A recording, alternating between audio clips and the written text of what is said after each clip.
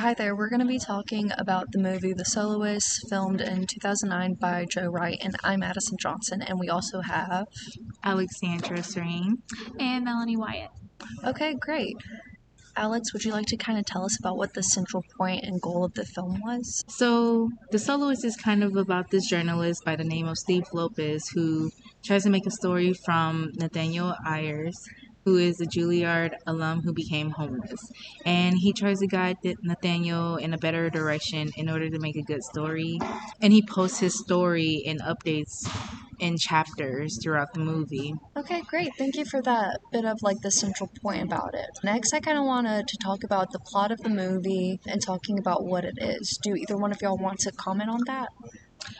Sure. So I feel like the plot kind of tells an internal truth about human nature. As you see Steve Lopez kind of start off and look at Nathaniel with a disability as somebody like as a prophet, like I can make money off of this, people will feel bad for him. But later you see that Steve changes his mind and realizes what he's doing is wrong. So it kind of restores faith in humanity a little bit. I definitely agree with Melanie here. As we saw throughout the movie, Steve Lopez had got into a head injury accident and then had to return back to his life.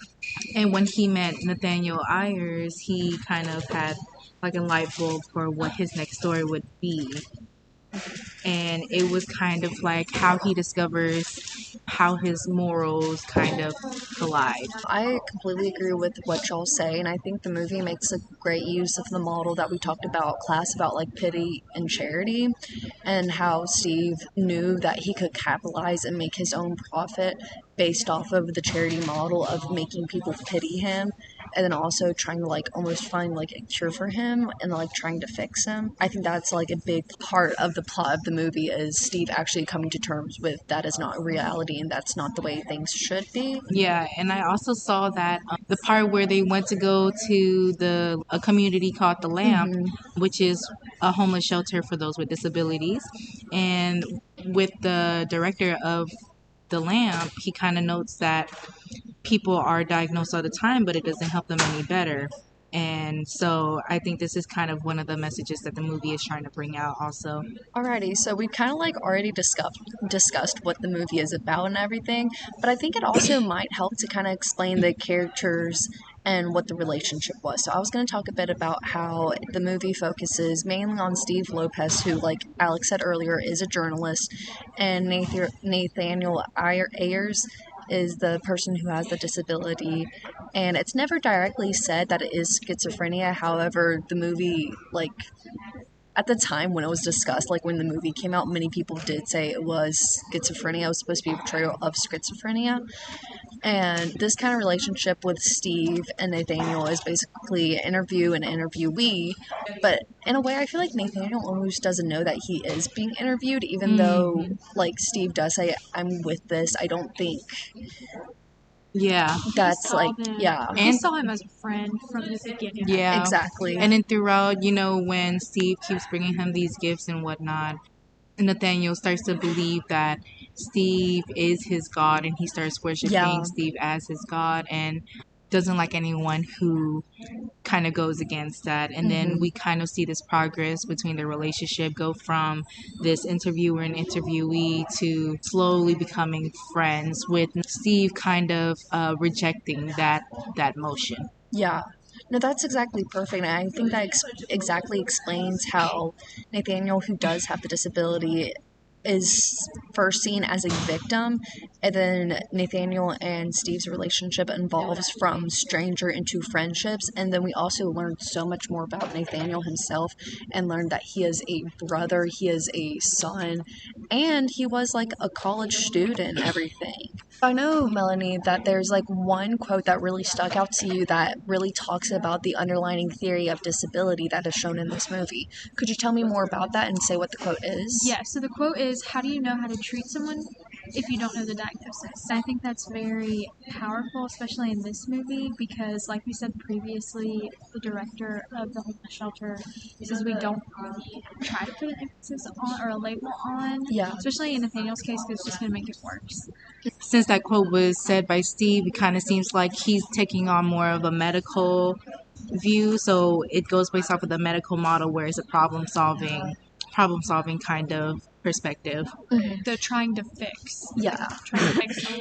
And also with without Nathaniel actually having this diagnosis, and like with what Steve is saying in this quote, I feel like this proves the point, like it is possible to only see the person for what they are, but like once a diagnosis is almost attached to it, it's almost as if people will only see that diagnosis, which I think Steve did see at first, but with him saying this quote, he was able to grow himself and like You work start on to his see mindset. you start to see the progress that Steve has in his mindset throughout the movie.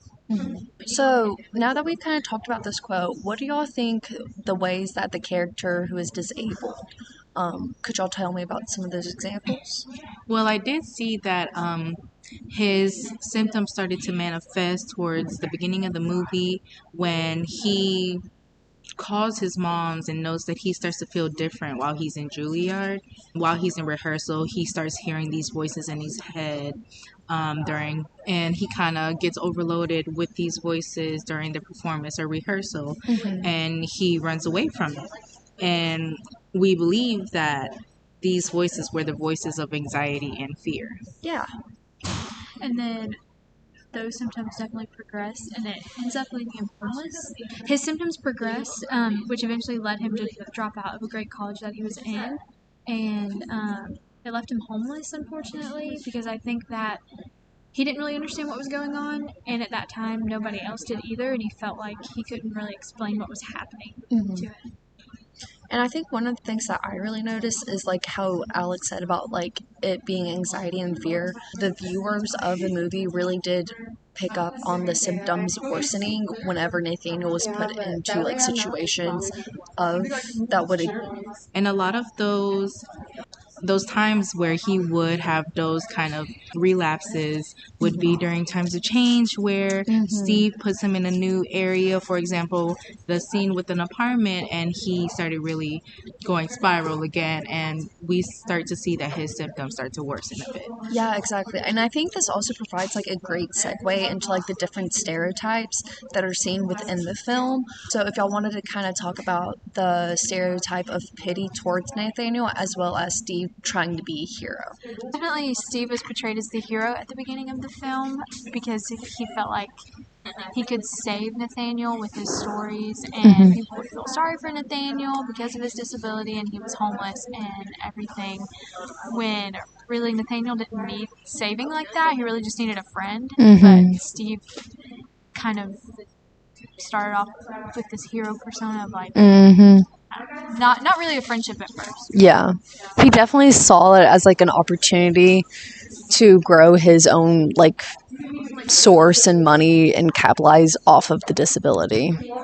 Definitely agree with what Melanie said. We definitely see Steve throughout the movie try to be a hero, but also for his own profit, because we see that he talks to his partner that it's going to be all worth it because he's getting profit from it. Yeah.